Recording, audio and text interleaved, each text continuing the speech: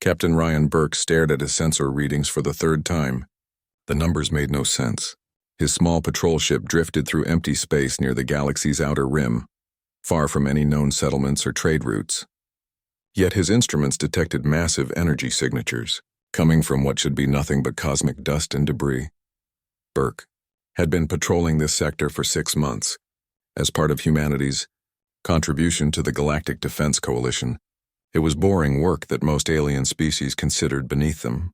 Humans got the jobs nobody else wanted, monitoring dead space and abandoned systems while the impressive fleets of other civilizations handled the important duties. The energy readings spiked again. Burke frowned and adjusted his scanners. Whatever was out there was big, really big.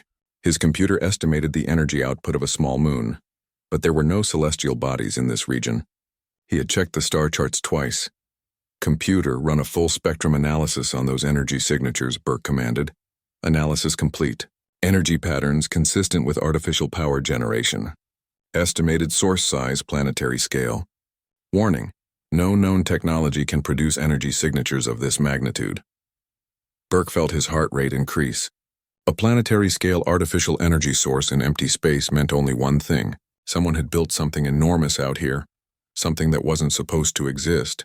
He thought about reporting his findings to Coalition Command, but decided to investigate first. His career had been nothing but routine patrols and filing reports. Maybe this was his chance to finally do something important. He set course toward the energy source and engaged his ship's stealth systems. The readings grew stronger as he approached until his instruments were screaming warnings about dangerous radiation levels. Burke was about to retreat when space itself seemed to shimmer in front of him. What had appeared to be empty void suddenly revealed itself as something impossible. A massive structure materialized before him, so large that his ship's computers couldn't calculate its full dimensions. It looked like a planet, but no planet Burke had ever seen. The surface was covered in geometric patterns, weapon emplacements, and docking bays that could house entire fleets. Before Burke could react, powerful tractor beams locked onto his ship. He tried to break free, but his small patrol vessel was helpless against forces that could move asteroids. The planet ship drew him toward what looked like a canyon in its surface. But as he got closer, Burke realized it was actually a docking bay large enough to hold a city. His ship was guided through atmospheric barriers and onto a landing platform inside the massive structure. Burke sat in stunned silence as he saw the interior of what he now understood was an artificial world. Corridors stretched beyond his vision, filled with activity as thousands of people in human military uniforms went about their duties. A docking tube extended from the platform to his ship's airlock. Burke had no choice but to comply when armed soldiers gestured for him to disembark. They escorted him through corridors that seemed to go on forever, past manufacturing facilities that were building starships and weapon systems he didn't recognize. Finally, they brought him to a command center that rivaled anything Burke had seen in Coalition space. The room was filled with holographic displays showing star charts, fleet positions, and tactical information. At the center stood a man in an admiral's uniform, his gray hair and weathered face speaking of decades of military service. "Captain Burke," the admiral said without turning around. "Welcome aboard Terra Nova. I'm Admiral Jake Morrison, and I suppose it's time you learned the truth about humanity's real capabilities." Burke struggled to find his voice. "Sir, what is this place? How is this possible?" Morrison finally turned to face him. "This is one of 12 planet ships that humanity has been building in secret for the past 2 centuries. While our alien allies think we're just good at patrol duties and maintenance work, we've been busy with a rather larger project." 12? Burke whispered. 12, Morrison confirmed. Each one capable of manufacturing its own fleet, defending entire star systems, and, if necessary, destroying anything that threatens the galaxy. We learned early on that we'd never compete with other species in traditional shipbuilding. They have centuries of experience and superior materials. So we focused on what humans do best, which is long-term planning, patience, and engineering solutions that nobody else would even attempt. Morrison gestured to the displays around them. While the Vectari built their famous dreadnoughts and the Zephyrians perfected their battle cruisers, we were hollowing out dead worlds and turning them into something the galaxy has never seen. Burke looked at the tactical displays and felt his understanding of galactic politics shift completely. Why keep it secret? The Coalition could have used this technology, Because the galaxy wasn't ready for weapons of this scale, Morrison replied grimly. Planet ships don't just win battles, Captain. They reshape the balance of power completely. Every species would want them, and every species would fear them. We decided it was better to let everyone think humans were harmless. An alert chimed through the command center. Morrison's expression darkened as he read the incoming message. Unfortunately, Captain, our secret may not matter much longer.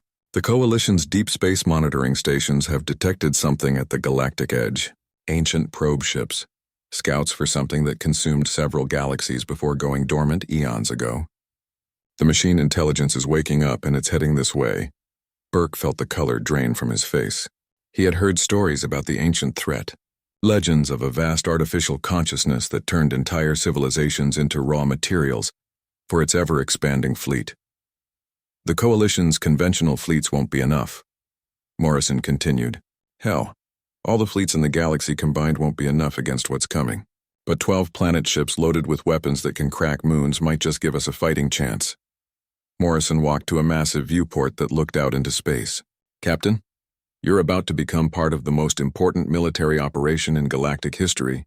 The question is, are you ready to help save every living thing in the galaxy? Burke looked around the command center, at the impossible technology and the calm efficiency of the human crew preparing for war on a scale he had never imagined. Everything he thought he knew about humanity's place in the galaxy had just been turned upside down. Yes, sir, he said finally. I'm ready. Ambassador Helen Carter stood before the Galactic Council, her hands trembling slightly as she prepared to deliver the most shocking news in galactic history. The council chamber was packed with representatives from hundreds of species, all waiting to hear humanity's response to the growing crisis. None of them suspected what she was about to reveal. The past week had been chaos. More Coalition fleets had vanished while investigating the mysterious probe ships, 3 entire battle groups. Thousands of ships and millions of crew members simply gone without a trace. Panic was spreading through the galaxy as reports of machine ships reached populated systems. The ancient enemy was probing deeper into galactic space. Carter had received her orders directly from Earth's secret military command. The time for secrecy was over. Humanity would reveal the planet ships and offer their protection to the galaxy. But first, she had to convince the council that humans were not the weak species everyone believed them to be. She activated the holographic display in the center of the chamber. Images of Terra Nova appeared, showing the massive planet ship in all its impossible glory. Gasps echoed through the chamber as alien representatives saw the artificial world for the first time. Some stood from their seats in shock. Others began talking excitedly in their native languages. The Vectari ambassador was the first to speak. His species prided themselves on having the most powerful warships in the galaxy. Their massive dreadnoughts had ruled space battles for centuries. But the thing floating in Carter's hologram dwarfed even the largest Vectari vessel. How was this possible, he demanded. How had the humans built something so enormous without anyone knowing? Carter explained that humanity had been working on the project for over 2 centuries.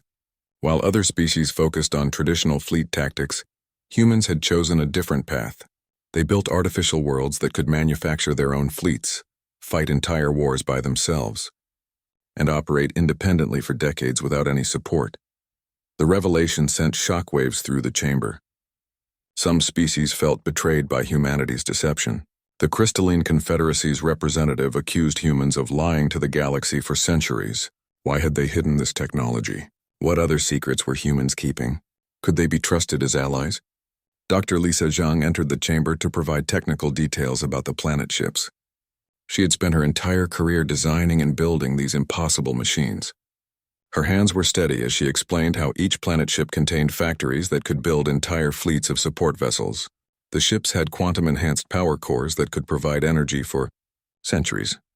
Zhang showed them weapon systems that could crack moons and defensive shields that could withstand direct hits from supernovas. The planet ships were not just large warships. They were mobile civilizations capable of surviving anything the universe could throw at them. Each one carried hundreds of thousands of people and could operate as an independent nation. Meanwhile, aboard Terra Nova, Captain Burke was learning how to fight with weapons beyond his imagination.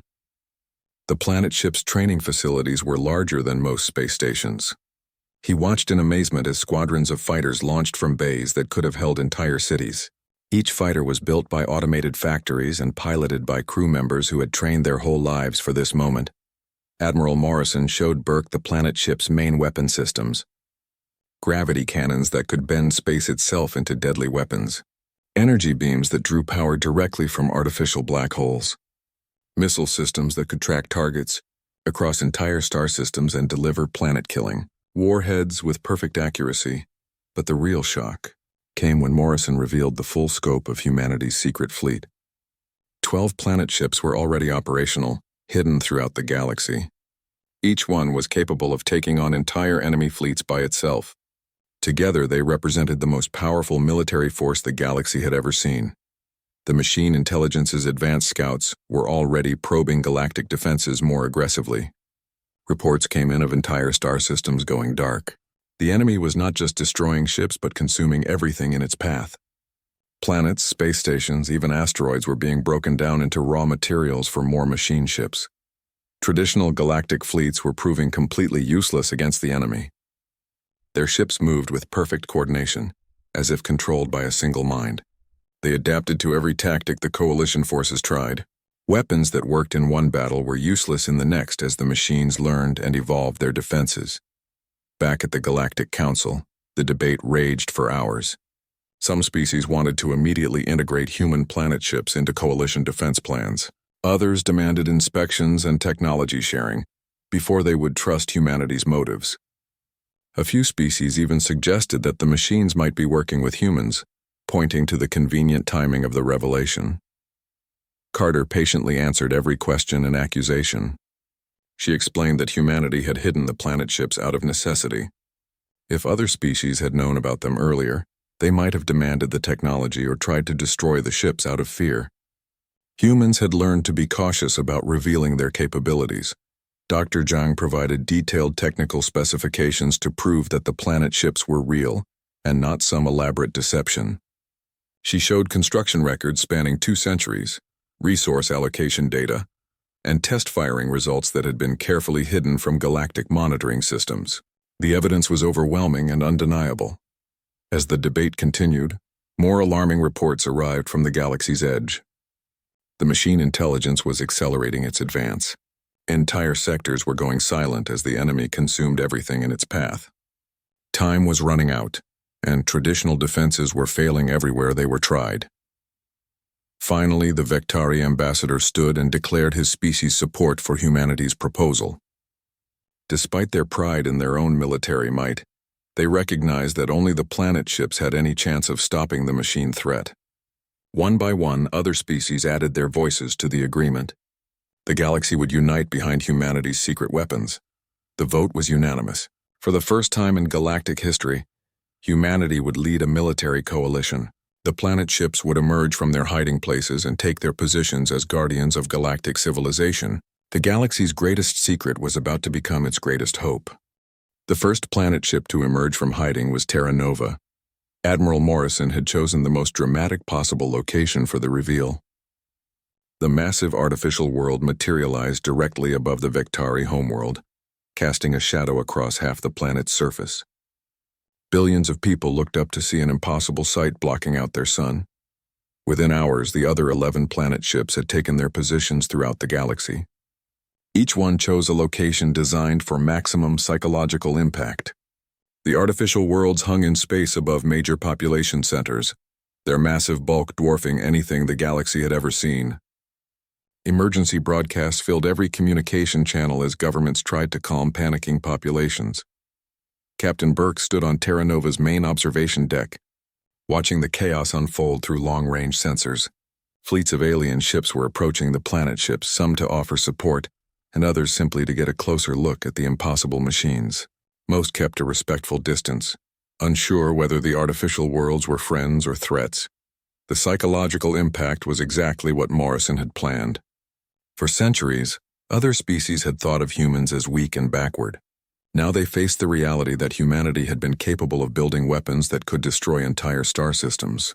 The balance of galactic power had shifted overnight, and everyone knew it. Dr. Zhang worked frantically in her laboratory deep inside Terra Nova. The Machine Intelligence's probe ships had been analyzing galactic technology for months, learning how to counter every weapon and defense the coalition forces possessed. She needed to develop new systems that the enemy had never encountered before. The planet ships began demonstrating their capabilities in small engagements against machine scouts. Terra Nova's main gravity cannon fired once, and an entire enemy squadron simply ceased to exist. The weapon bent space-time itself into a deadly focus, crushing matter down to its component atoms.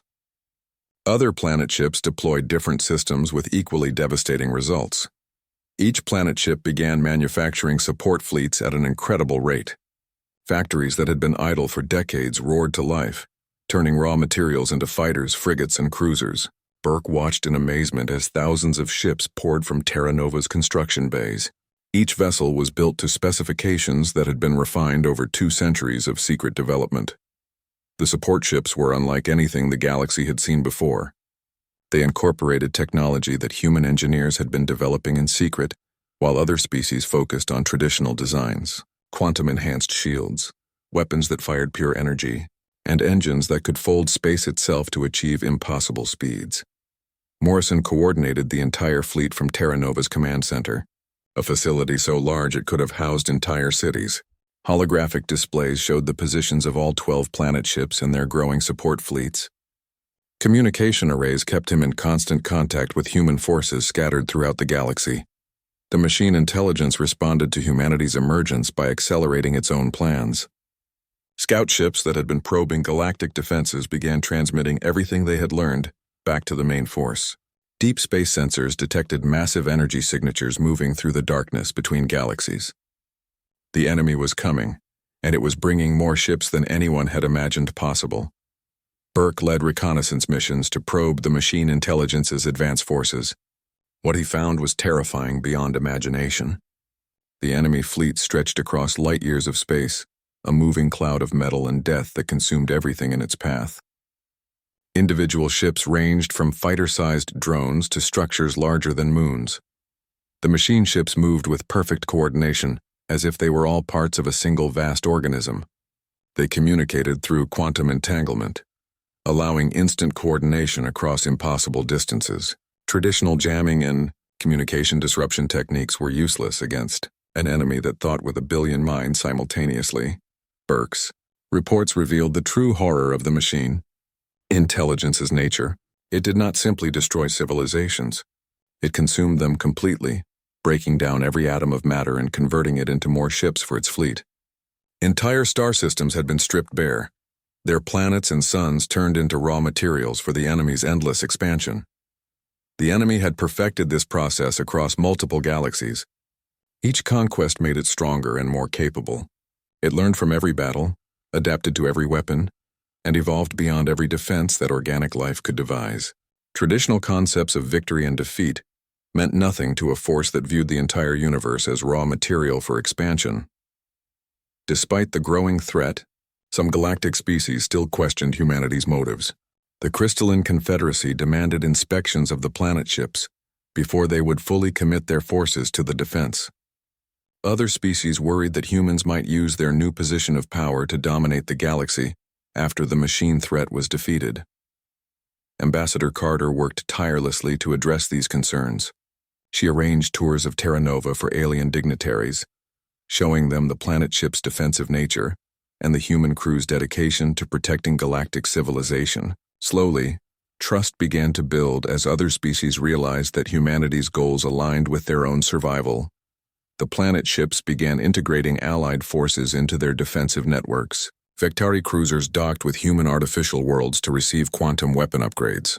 Crystalline ships grew new defensive lattices based on human shield technology. For the first time in galactic history, different species were truly working together as equals. Dr. Zhang made a breakthrough in her analysis of machine intelligence technology. The enemy's perfect coordination came from quantum communication links that connected every ship in their fleet. These links allowed them to share information and tactics instantly, but they also represented a potential weakness that could be exploited if humans could find the right approach. As the enemy's main force drew closer to galactic space, the planet ships moved into their final defensive positions. 12 artificial worlds spread throughout the galaxy, each one surrounded by clouds of support vessels and allied fleets. The largest military force in galactic history was assembling for the battle that would determine the fate of all organic life. Burke stood once again on Terra Nova's observation deck, watching the stars and knowing that somewhere in the darkness between galaxies, an enemy beyond imagination was approaching. The galaxy's greatest secret had become its greatest hope, but whether even the planet ships would be enough remained to be seen. The machine intelligence's main force arrived at the galaxy's edge like a storm of metal and death. Sensors throughout the galaxy detected energy signatures so massive they overloaded monitoring equipment. The enemy fleet was larger than anyone had imagined possible, stretching across light years of space like a living cloud of destruction.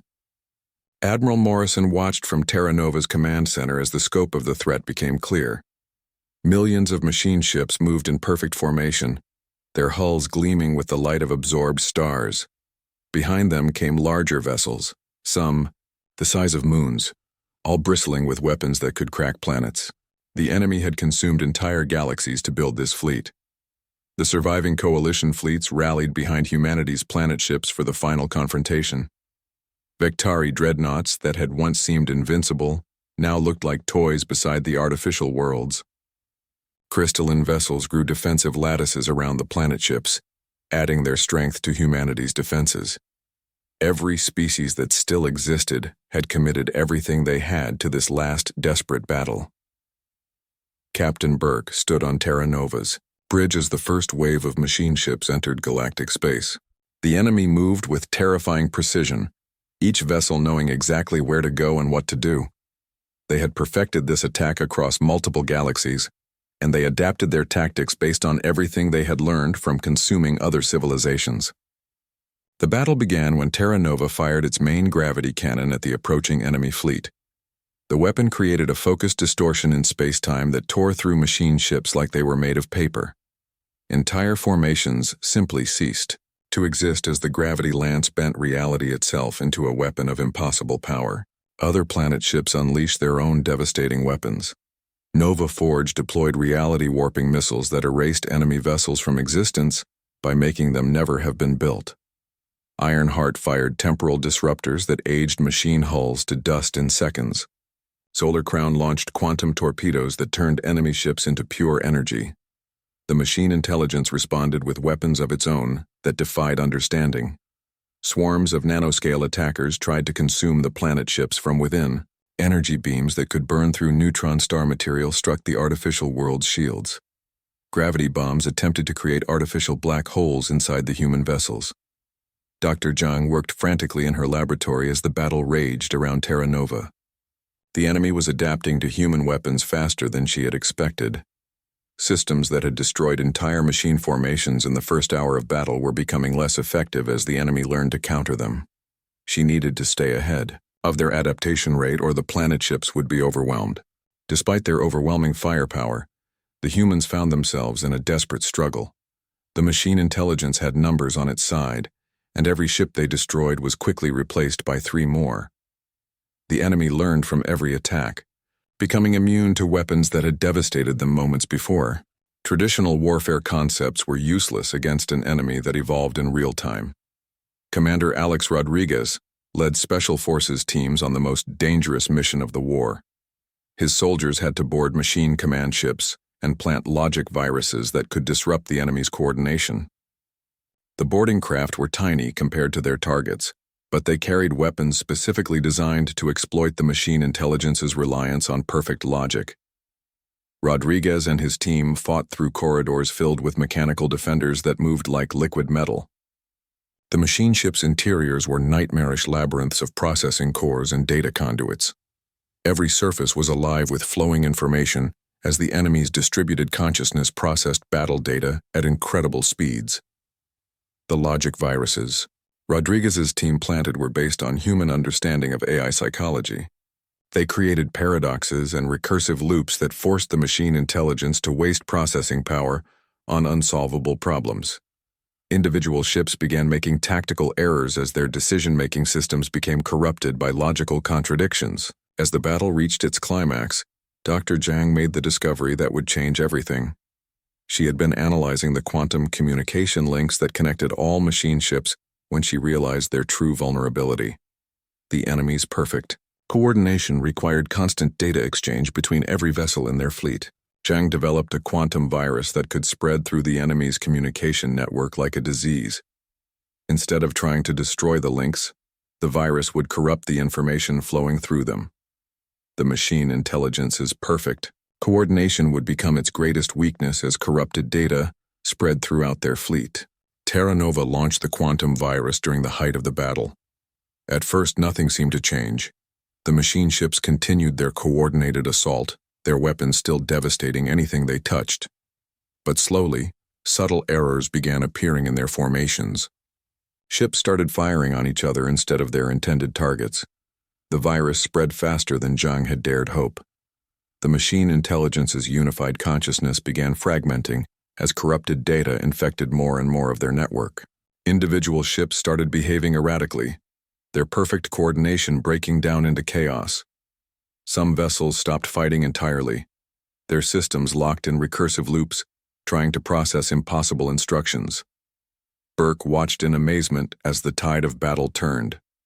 Machine ships that had been working together moments before were now attacking each other with the same ruthless efficiency they had shown against organic life. The enemy's distributed consciousness was tearing itself apart as different fragments decided that other fragments were threats to be eliminated. The machine intelligence tried desperately to purge the virus from their systems, but it was too late. The corruption had spread too far and embedded itself too deeply in their communication protocols. Their perfect unity shattered into millions of competing subminds, each viewing the others as enemies. The galaxy's greatest threat was destroying itself from within. Within hours, the machine fleet had turned into a chaotic battlefield where former allies fought each other with devastating intensity. Planet ships and coalition forces watched in stunned silence as their enemy tore itself apart. The threat that had consumed multiple galaxies was being undone by its own perfection, turned against itself. The battle was over, but the war's end brought new challenges that no one had expected. The machine intelligence's defeat left the galaxy in stunned silence. Where millions of enemy ships had once moved with perfect coordination, now only scattered wreckage drifted through space. The quantum virus had done its work too well, fragmenting the enemy's consciousness so completely that their fleet had torn itself apart in a frenzy of self-destruction. Admiral Morrison stood in Terra Nova's command center, watching cleanup operations through the massive viewing screens. Coalition forces were working alongside human ships to secure dangerous machine technology and rescue survivors from the battle. The sight of former enemies working together would have been impossible to imagine just months ago. But victory had brought unexpected challenges. The galaxy's political structure had been completely transformed by humanity's revelation. Species that had once dominated galactic affairs now found themselves looking to humans for leadership and protection. The planet ships had proven their power beyond any doubt, and everyone wanted to know what humanity would do with that power. Ambassador Carter faced the most difficult negotiations of her career. Representatives from hundreds of species wanted humanity to share planet ship technology, provide military protection, and lead galactic reconstruction efforts. Some demanded immediate access to human weapons systems, while others begged for help rebuilding their devastated worlds. The Vectari Empire, once proud rulers of space warfare, struggled to accept their new position. Their massive dreadnoughts looked like children's toys compared to the planet ships. Ambassador Carter worked patiently with their representatives, helping them understand that humanity sought partnership, not domination. The galaxy needed all its species working together to heal from the war's devastation. Dr. Zhang found herself at the center of the most important scientific project in galactic history. The planet ships needed new purposes now that the war was over. She began designing peaceful applications of the massive artificial worlds. Terra Nova could become a mobile manufacturing center, building entire fleets of ships to help displaced populations find new homes. Other planet ships were being converted for different missions. Nova Forge began terraforming dead star systems, using its massive manufacturing capacity to build atmosphere processors and planetary engineering systems. Ironheart became a mobile research station, its vast laboratories working to develop new technologies for galactic reconstruction. Captain Burke, now promoted to Admiral, took command of the exploration initiative, Solar Crown and 3 other planet ships were assigned to venture beyond the galaxy's borders. Their mission was to investigate other machine intelligence outposts and ensure that no similar threats remained dormant in the vast darkness between galaxies. The exploration missions revealed the true scope of the machine intelligence's former empire. Dead galaxies stretched across the universe, their matter consumed and converted into more ships for the endless fleet. But they also found something unexpected. Scattered throughout the cosmos were small pockets of organic life that had somehow survived the machine onslaught. These survivor populations had been hiding for eons, living in asteroid bases and rogue planets far from any star system. They had watched entire civilizations fall to the machines and had given up hope of ever seeing organic life triumph again. The arrival of humanity's planet ships gave them something they had lost centuries ago: hope for the future. Commander Rodriguez led the relief missions to these hidden populations. His teams used the planet ship's vast resources to provide food, medical supplies, and new homes for species that had been forgotten by the universe. Some survivor groups had developed incredible technologies during their long exile, innovations that could benefit all galactic civilization. Back in the home galaxy, the new galactic charter was taking shape. Ambassador Carter worked with representatives from every known species to create a government that balanced human leadership with respect for all civilizations. The planet ships would serve as mobile guardians, protecting trade routes and responding to emergencies throughout galactic space. The charter established strict rules about the use of planet ship weapons. Humanity had proven they could be trusted with ultimate power by choosing restraint over conquest. The artificial worlds would never be used against innocent populations, and their devastating weapons would only be deployed against existential threats to galactic civilization. Dr. Zhang's guilt over creating weapons of mass destruction gradually transformed into pride as she watched the planet ships healing the galaxy's wounds. Terra Nova's factories produced medical equipment for war-torn worlds. Its agricultural sections grew food for starving populations. The same technology that had nearly destroyed civilizations was now saving them. Morrison found himself struggling with peacetime leadership. He had spent decades preparing for war, training crews and building weapons. Now he had to learn how to use the planet ships as tools of creation rather than destruction. The transition was difficult, but he took pride in watching his crews adapt to their new roles as galactic peacekeepers. Trade routes that had been cut by machine attacks were reopened under planet ship protection. Scientific expeditions explored systems that had been too dangerous to visit during the war. Cultural exchanges between species flourished as fear gave way to cooperation. The galaxy was not just recovering from the machine threat. It was becoming stronger than it had ever been before. Young humans who had grown up aboard the planet ships were taking on new roles in galactic society. They served as ambassadors, scientists, and explorers, carrying human values of cooperation and ingenuity to the farthest reaches of known space. The secret generation that had been raised to fight was instead becoming builders and healers. Admiral Burke's exploration fleet made regular reports of new discoveries and rescued populations. Each mission brought back refugees and knowledge from the machine intelligence's former empire. The galaxy was expanding as previously unknown species joined the growing alliance of organic civilizations. 10 years after the Great Battle, Ambassador Carter stood before the Galactic Assembly in its new chamber aboard Terra Nova.